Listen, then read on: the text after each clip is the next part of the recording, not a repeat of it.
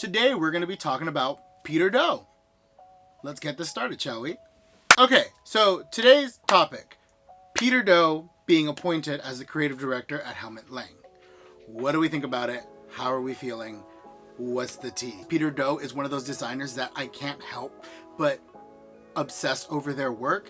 They do a lot of work with minimalism and reconstructing suiting and sort of creating this new idea of what luxury and well-made and designed clothes can look like, especially his take on the suit and what we are expected to see from 3 or 2-piece suits. I think he's done some really innovative work. I think he's done some really innovative work and has inspired me, and honestly is one of my favorite designers of the modern age. He started his own brand, Peter Do, back in 2018, and since then I can't help but stare at his stuff. I remember seeing those, if you ever see those disconnected suits all over Pinterest, that's him. And it's really, really interesting looks. A lot of pleating in the same suiting, a lot of spacer mesh. And what Peter Do has created is this sort of cult following of people who love design and minimalism. It's really luxury. It really speaks to people that want clothing that is elevated but can still be worn every day. And I think Peter Do fills that box exponentially well. Ooh, look at me using big words. Things I like about Peter Do. I like his minimalism. I like the restraint in color that he shows. I feel like Peter Do showcases a lot of imagination but still control. There's some looks from his runway where there's tiles and there's depictions of sunset. There's that disco ball jacket. There's interesting silhouette and shape that I feel like is going to become known for.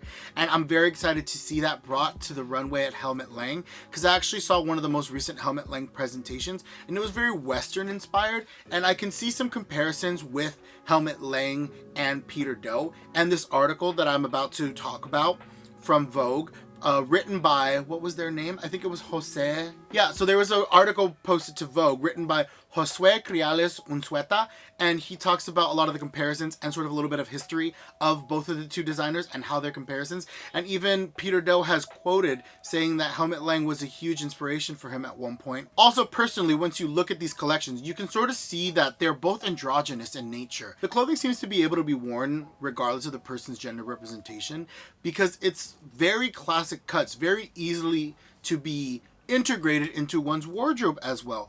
I think what a lot of designers do when they design in a lack of color, you know, they keep it in the black, white, gray, they allow for the consumer to easily find a piece they love and integrate it into their collection, because black, white, off-white, beige, khaki, tan, even sheer elements I feel like are always going to be timeless, especially when you create a cut that is unique but also timeless. A blazer will never go out of style. So if you create a blazer that's unique and interesting like Peter Do has, it's going to be just as timeless as a blazer, because anytime anyone wants to put on their blazer that is elevated, they could put on this blazer and it's an interesting thing to look at. It also allows for the consumer to create a personal relationship with the designer. If someone knows that they like this sort of style and this aesthetic, they can easily fall in love with article after article after article of clothing released by a designer. So I think the aesthetic at Peter Do and the market at Peter Do, I ideally hope that it will just be elevated and reimagined for the Helmut Lang customer. And I'm interested to see if Peter Do will bring color to the runway at Helmut Lang, because he doesn't really bring a lot of color to his. And at Helmut Lang's recent collection, there was blue, there was greens, there was a cow print, bolero ties. So I'm interested to see if Peter Do will be pressured to work in color at Helmut Lang, or will he keep that identity of that black and white, keeping it very minimal, very, very honed in, very reserved. And I think it's an aesthetic that a lot of people try to do, but it can skew boring. And I think what Peter Do does feels fresh, feels new, feels interesting, feels like it makes you want to go touch these garments, makes you want to see them. And speaking of those garments, I actually wanted to talk about some of my favorite pieces that I've seen release at Peter Do, because there's some really, really good pieces that I think people don't talk about. So I want to start off with just suiting. And the reason why I want to start off with just suiting in its own category is because Peter Do does a lot of reinventing of suiting. One specifically that I want to point out is sort of deconstructing a suit and selling its different pieces so you can mix and match them. On his website, there's a coat. It's a double-faced detachable coat. And it's so interesting because the lapel can completely come off, creating just a collarless coat. And this lapel can be worn over other things, maybe cinched and tied. It's an interesting piece. I also believe I saw an image where the shoulders might have been detachable. I'm not entirely sure. I'll have to look deeper into it. But what I like is there's pieces that are just the shoulders. It's more of like the sleeves, a bolero, if you will. And then there's other pieces that's just the collar. There's other pieces that it's a vest. It's other pieces that it's a vest that's attached to the jacket. And it's all these mix and match pieces that can sort of, you can buy a bunch of them and wear them in different pieces and different iterations, so it looks like you consistently have new clothes options. It's really fun and really cool. The specific one that I'm obsessed with is the leather trench scarves. I think it's so cool. Just this long scarf that is basically the collar lapel of a trench coat. I think that that's really cool, really fun, really innovative, and I don't think I've ever seen any other designer do that, let alone sell it. Another thing that I really want to point out that I really love is Peter Do's sort of signature. Peter Do has a tattoo running from his finger all the way up to behind his ear, and in a lot of his pieces, he has that present. His ribbed t-shirts have a line going from the collar all the way from the high point neckline to the high point shoulder to the end of the sleeve, mimicking his tattoos. There's sweaters in it, there's long sleeves in it. I believe there's some of his blazers that also have it. It's predominantly his knits, I think, that have it, but I'm more than sure there's some shirting that also has it. There's some really interesting pieces. The way that Peter Do does tiny little key elements that elevate a garment, I think are really classic and timeless.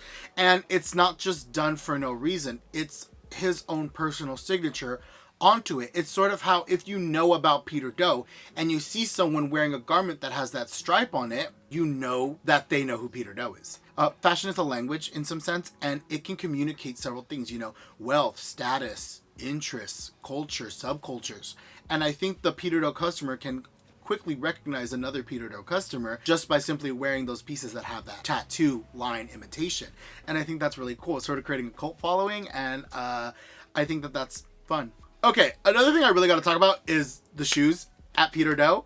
There's these everyday platform boots that were presented in, I think, the 2022 Runway collection. The first look. The thing I really like about this look and these pieces is the general styling and sort of feminization of this menswear look. The open back with the open back shirt with the pants that are open on the side. And of course, the platform boot that is worn in it, and it's hot. That piece, those shoes are amazing.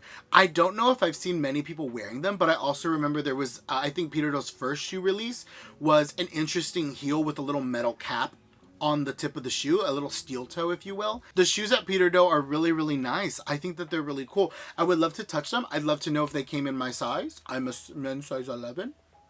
They're really banging, and he has some very regular, you know, Chelsea boots, v-neck boots. The boots that I'm definitely in love with are those platform boots. So the piece I was looking for isn't on this website anymore, but it is on the Spring Summer 2023 runway presentation at their YouTube channel. I'll link it down below. And it's the I don't know if it's cable knit, but it's the knit sweaters.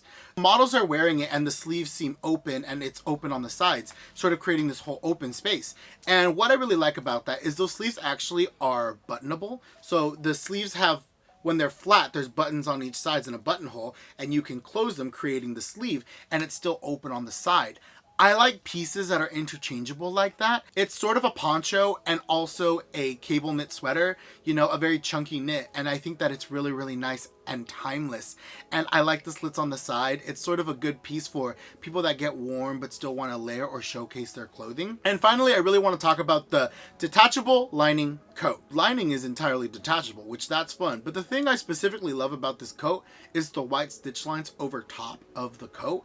It's a black coat. I think it might be in some sort of double facing suit, some situation like that. What I like it is all the white stitching that are going over it. It's sort of referential to the deconstruction of a suit. Suit makers are making suits. Usually they're covered in these stitches that sort of denote different markings or signify something, hold things together before they're finally finished and everything. And they definitely assist in like the natural contouring and fitting with those stitch lines. And I like that they're left on this jacket. It gives that vibe of it's an elevated version of a basic, but also has this like little detail that is a nod to suit making, and I think that's really cool. And even with the detachable lining, which I kind of want to learn more about. Oh, I get it. The detachable lining is just a quilted lining. I'm going to assume for warm purposes, you know, if you want it to stay in there, you can keep it in there or take it out. I'm pretty sure that the lining hangs longer than the coat, so it sort of assists in layering. Another key code that I've seen at Peter Do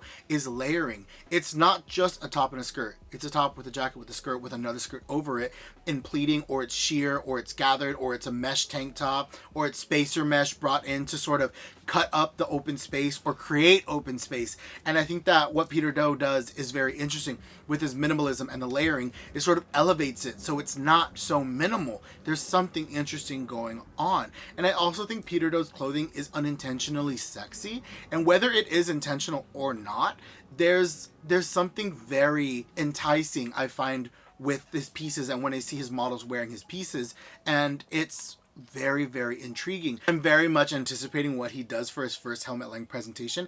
I'm pretty sure the day this video comes up is going to be the day he starts working, and I'm expecting the key Helmut Lang codes, which already exist at Peter Do. It's androgynous, it's sheer, it's a very quiet sexiness. There's a lot of suiting. I'm intrigued to see what sort of colors Peter Do will work in. If not, maybe for his first collection. I feel like it might be very, very Peter Do coded, but I'm excited to see what happens. If you are too, like, comment, and subscribe. I hope you're intrigued. I hope you're as interested as I am. And I think that we're gonna be in for a nice, entertaining show with Peter Do's first presentation. You know, this is the first time we'll see him working for another brand entirely on his own. So I'm very excited. I'm very intrigued. If you are too, I hope you like, comment, subscribe. I hope you look into Peter Do and see his amazing work. It truly, truly is beautiful. And he makes really, really timeless pieces that I think are elevated versions of what already exists in people's wardrobe. And if you're interested in purchasing something that is a basic but much more than that, I say you should check Peter Do out. It's not affordable, I'll tell you that, but his stuff is worth it. That clothing is fierce, and it is actually available on some secondhand luxury stores. I know TheRealReal and Farfetch have it. I'm not sure about other websites, but I can look into it. Yeah, if you're curious about more stuff, there's going to be links to videos, runways, and the Vogue article down below, so you can take a look at it. I'm gonna go. It's hot. I'm sweating. I'm tired. My back hurts from sitting so straight. The only thing I do straight is sit straight. I'm gonna go. I'll talk to y'all later. Take care. Drink your water. And let's see what the hell happens at Helmut Lang. I'm excited. I don't want to scream. I don't feel like screaming. Okay, I'm literally like, I have no idea what left to say, so I'm just gonna say goodbye. I got dizzy. Bye!